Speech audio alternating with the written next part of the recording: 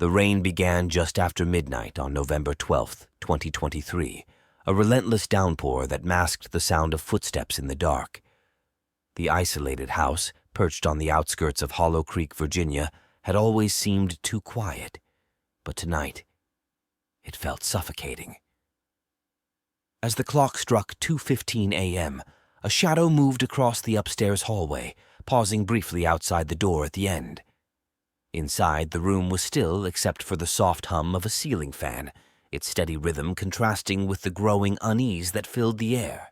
Joshua Harris lay awake in bed, staring at the ceiling, his thoughts racing. It had been 6 months since his mother had remarried, bringing him into the house of his new stepfather, Richard, and his stepbrother, Daniel.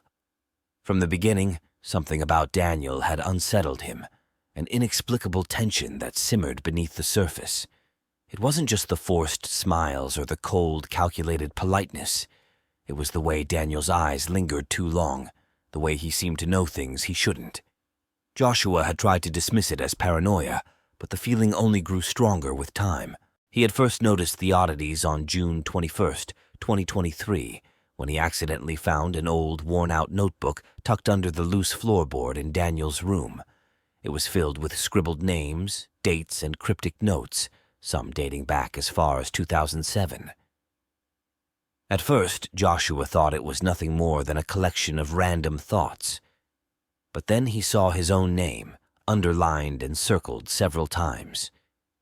The date beside it was July 4th, 2023, the day their families had celebrated Independence Day together.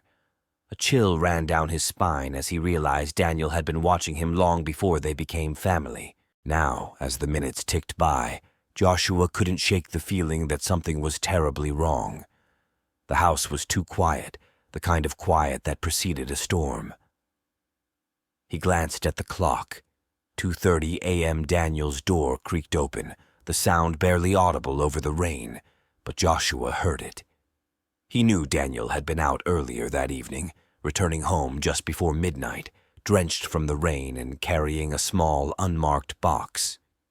Joshua hadn't asked about it, but now he wished he had. Suddenly, the ceiling fan flickered, casting brief shadows across the room. Joshua sat up, his heart pounding, every instinct screaming at him to stay still, to stay hidden.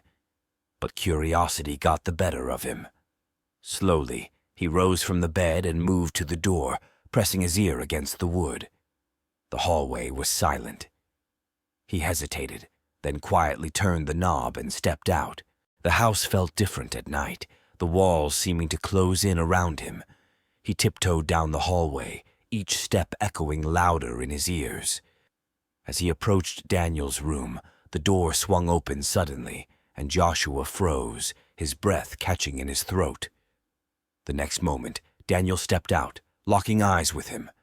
There was no smile, no greeting, just a cold, penetrating stare that seemed to strip away the thin veneer of normalcy they had maintained. Joshua's heart raced as he realized there was no turning back now. Whatever secrets Daniel was hiding, he was about to find out.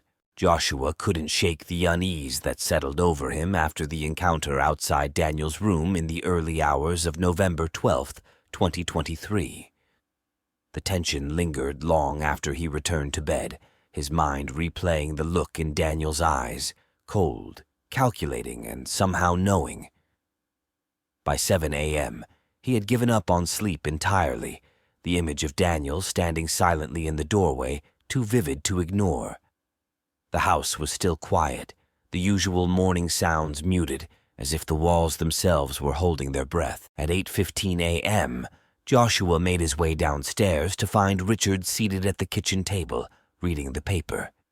His mother had already left for work, as she did most days, but there was a stiffness in Richard's demeanor that Joshua couldn't ignore. The newspaper was spread out before him, but Richard's eyes were distant, his fingers drumming an irregular rhythm on the tabletop. Joshua glanced at the clock above the stove, 8:18 a.m., and noted how every tick of the second hand seemed unnaturally loud, amplifying the silence between them. Joshua's unease deepened when Daniel appeared in the doorway at 8:30 a.m., his presence instantly commanding the room. Richard stiffened, his drumming fingers halting as Daniel crossed the threshold, his movements deliberate and controlled.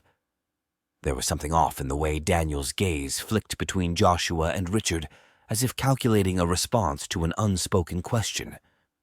The air felt charged, a silent battle of wills that neither Richard nor Joshua was fully prepared to engage in. At 9 a.m., Joshua excused himself, the tension unbearable. He could feel Daniel's eyes on his back as he left the room, a prickling sensation that made his skin crawl. By 9:15 a.m., he was upstairs in his room, his mind racing with the implications of the morning's strange interaction. The notebook he had discovered in June haunted him, the cryptic notes and dates now taking on a sinister new meaning. What had once seemed like a bizarre, if unsettling quirk, now felt like a key to something much darker. Joshua spent the next hour searching for answers. At 10:25 a.m., he found himself in front of Daniel's bedroom door again, his hand hovering over the knob.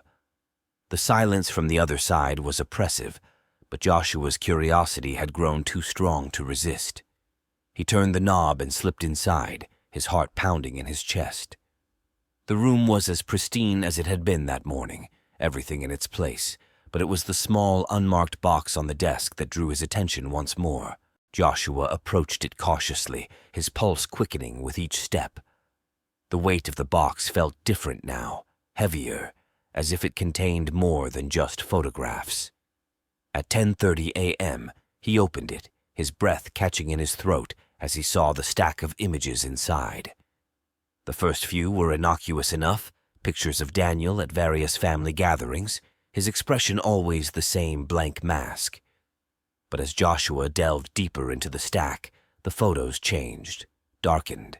There were images of Joshua himself, taken from odd angles at strange times, leaving school at 3:10 p.m. on September 23, 2023, jogging past the park at 7:45 a.m. on October 2, 2023. Each photo was dated and labeled in the same precise handwriting that filled the notebook. Joshua's heart raced as he flipped through them, the unease building into a cold dread. Daniel had been watching him, documenting his every move for months, maybe longer. By 10:45 a.m., Joshua's hands were trembling as he reached the bottom of the stack. The last photo, taken at 11:45 p.m. on November 11, 2023, the night before, showed him sleeping in his bed, completely unaware. The realization hit him like a blow. Daniel had been in his room just hours earlier. The photograph was a message, a clear indication that Daniel's obsession had reached a dangerous peak. Joshua's mind raced as he placed the photos back in the box, his thoughts a chaotic mix of fear and determination. He knew now that he couldn't ignore the signs any longer. Daniel was planning something that involved him, and if he didn't act soon, it might be too late. The clock on the wall read 11 a.m., and Joshua felt the weight of every second pressing down on him. Time was running out. The following morning, the sun barely broke through the heavy clouds as Joshua stood in front of Daniel's room, the door still ajar from their tense encounter just hours earlier. It was 6:45 a.m. on November 12, 2023, and the house was unusually still. His mother had left for work at 6 a.m., the soft rumble of her car fading into the distance. Richard, too, was absent, having left a note saying he'd be out of town for the day. The emptiness of the house amplified Joshua's unease, but it also provided an opportunity he couldn't ignore. With a deep breath, he pushed the door open wider and stepped inside. The room was meticulously organized, too perfect, almost sterile, as if Daniel had erased any trace of his true self. Joshua's eyes scanned the space, looking for something, anything that might explain the creeping dread that had taken root in his mind.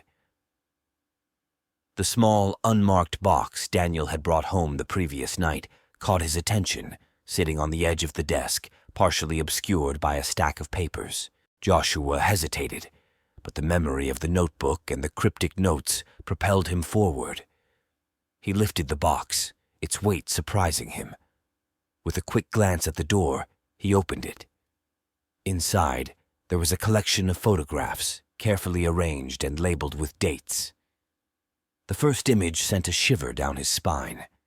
It was a picture of him, taken from a distance on July 4th, 2023.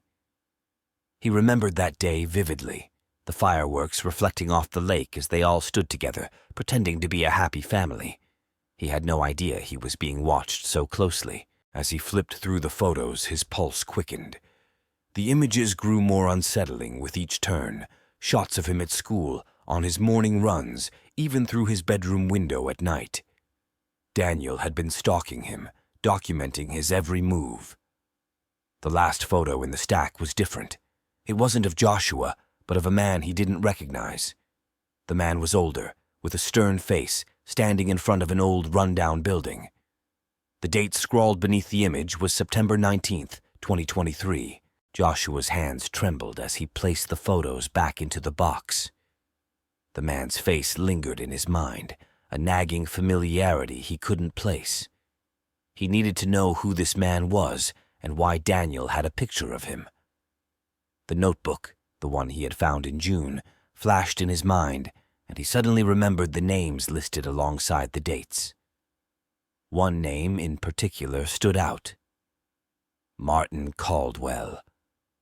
The name had meant nothing to him before, but now he felt an unsettling connection to it. Determined to find answers, Joshua returned to his room and retrieved the notebook from its hiding place. Flipping through the pages, he searched for the date that matched the photo, September 19th, 2023. There it was, written in Daniel's neat handwriting. Martin Caldwell, Hollow Creek Motel. A quick search on his phone revealed the motel's location, just a few miles outside of town, on the edge of the dense forest that surrounded Hollow Creek. Joshua's heart pounded as he realized he had found the key to understanding Daniel's twisted obsession. By 10:30 a.m., Joshua was standing in front of the Hollow Creek Motel, its faded sign barely visible through the thick fog that had rolled in. The building looked abandoned, its windows boarded up, the parking lot overgrown with weeds. He could feel eyes on him as he approached the entrance, his every instinct telling him to turn back. But he had come too far to stop now. Inside, the motel was dark and musty, the air thick with the smell of decay. Joshua's footsteps echoed in the empty hallways as he made his way to the room number listed in the notebook, room 13. The door was slightly ajar, as if someone had been here recently. Pushing it open, Joshua was greeted by a scene that would haunt him forever. The room was a makeshift shrine, the walls plastered with photographs, newspaper clippings, and handwritten notes. At the center was the man from the photograph, Martin Caldwell. But as Joshua looked closer, he realized the true horror. Martin Caldwell wasn't just a random person. He was Daniel's biological father, a man who had been declared missing years ago. And now, it seemed, Daniel had found him, only to silence him forever. A cold dread settled over Joshua as he pieced together the horrifying truth. Daniel had killed his father, and now he was preparing for something worse. The realization struck him like a punch to the gut. He was next. Joshua turned to leave, but the door slammed shut behind him. The motel's oppressive silence was broken only by the faint sound of footsteps approaching. He had uncovered too much, and now there was no escape. Joshua's breath came in short, panicked bursts as he stared at the door, now sealed shut as if it had never been open. The sound of footsteps echoed in the hallway, growing louder with each passing second. It was 11:15 a.m. on November 12th, 2023, and Joshua realized with a sinking feeling that he had walked into a trap. He had underestimated Daniel, who had been playing a game far more dangerous and complex than Joshua had imagined. The motel room, cold and damp, felt like a tomb. The dim light filtering through the cracks in the boarded-up windows did little to illuminate the horrors within. Every wall was covered in images, snapshots of Martin Caldwell, newspaper clippings of his disappearance, and the cryptic notes Daniel had written over the years. But it was the center of the room that held Joshua's attention. A crude wooden altar with a single faded photograph of a young boy and his father. The boy was Daniel, smiling innocently, long before life had twisted him into the person he had become. The footsteps stopped outside the door. Joshua's heart pounded in his chest as the knob turned slowly, the old metal creaking in protest. The door opened with a groan, revealing Daniel standing in the threshold, his expression unreadable. He stepped inside, closing the door behind him, sealing them both in the suffocating space. In his hand, he held a small, rusted key, a key Joshua instantly recognized from the box of photographs he had found earlier that morning. Daniel moved deliberately, each step measured as he approached the altar. The key dangled from his fingers, catching the faint light as he stopped in front of the photograph of his younger self. He placed the key on the altar, a twisted offering in the shrine he had built to his lost father. Joshua knew in that moment that Daniel had known everything. From the very beginning, he had been leading Joshua to this point, where there would be no turning back. It was 11:20 a.m. when Daniel finally spoke, his voice calm and controlled, like someone who had rehearsed this moment 1,000 times in his mind. But Joshua wasn't listening to the words. He was focused on the glint of metal in Daniel's pocket, the handle of a knife barely visible. The realization hit him with chilling clarity. Daniel had brought him here to finish what he had started with Martin Caldwell. The photos, the notebook, the clues. They had all been part of Daniel's elaborate plan to draw Joshua into his web, where escape was impossible. Time seemed to slow as Joshua's survival instincts kicked in. His eyes darted around the room, searching for anything he could use as a weapon, but the room was barren except for the altar and the chair in the corner. The chair. Joshua's gaze locked onto it, his mind racing as he considered his options. He had seconds to act, maybe less, before Daniel made his move. At 11:23 a.m., Joshua lunged for the chair, his hands gripping the cold metal frame as he swung it toward Daniel. The sound of the impact echoed through the room, the chair connecting with Daniel's side, knocking him off balance. Daniel staggered, his hand reaching instinctively for the knife, but Joshua was faster. He swung the chair again, the metal crashing against Daniel's arm, sending the knife clattering to the floor. Joshua didn't hesitate. He dropped the chair and dove for the knife, his fingers curling around the handle just as Daniel lunged at him. The two collided, a tangle of limbs and raw desperation, each fighting for control of the blade. Joshua's mind was blank, running on pure adrenaline as he struggled to keep Daniel from overpowering him. The room felt like it was closing in, the walls pressing closer as their struggle intensified. At 11:26 a.m., the knife slipped from Joshua's grasp, skidding across the floor and landing near the altar.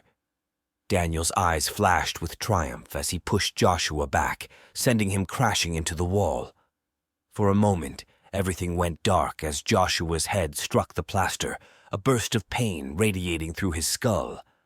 But the fear of what Daniel might do next forced him back to his feet, his vision swimming as he stumbled toward the altar, toward the knife. Daniel was there first, his hand closing around the blade as he turned to face Joshua.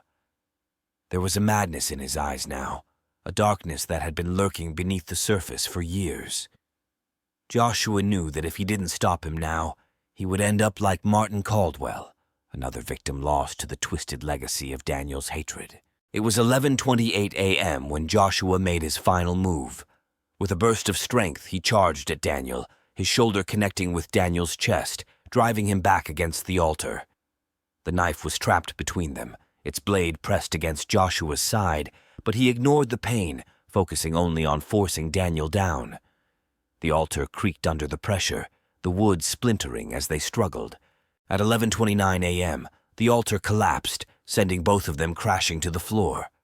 Joshua felt the knife slice into his side as they fell, a sharp, searing pain that nearly knocked him out. But as he hit the ground, he realized something. Daniel wasn't moving.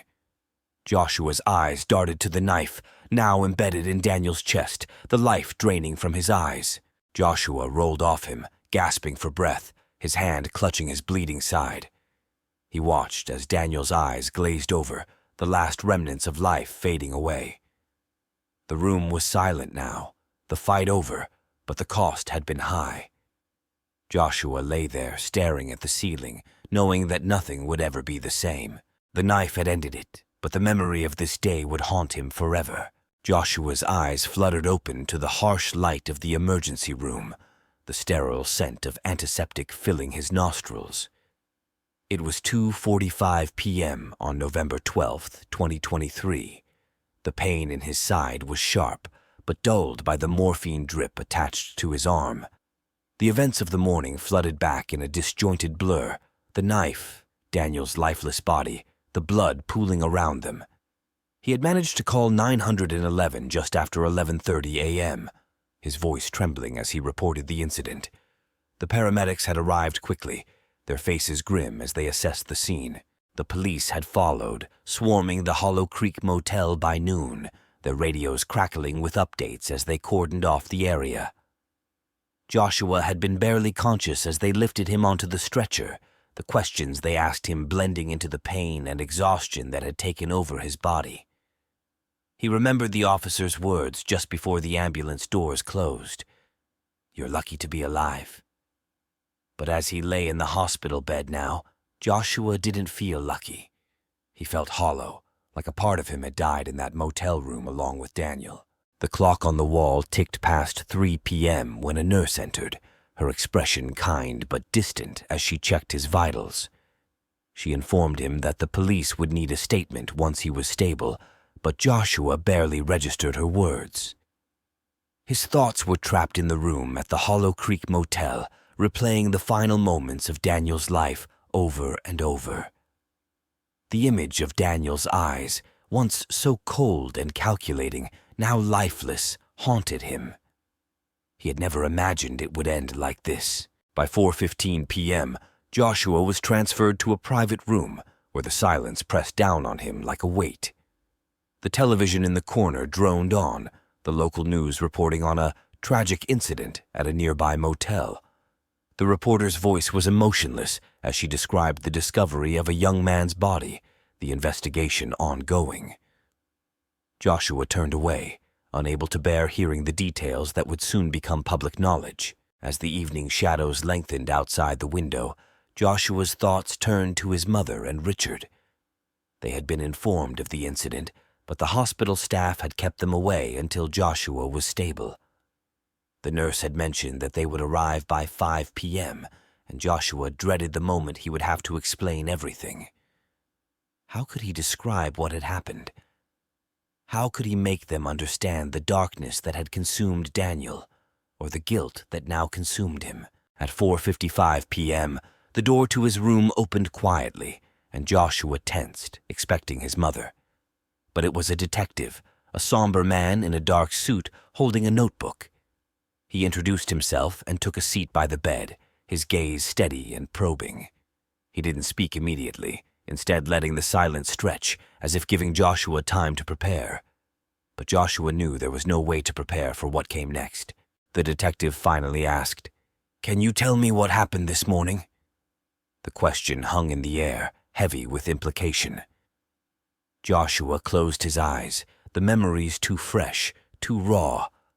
But he knew he had to answer, to confront the truth of what had transpired. And so, with the clock ticking past 5 p.m., Joshua began to recount the events that had led to this moment, his voice hollow, the weight of his words pressing down on him like a stone.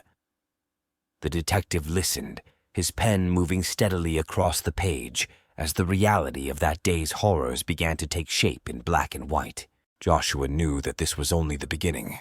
Joshua's release from the hospital came on November 14th, 2023, at 10 a.m., just 2 days after the incident.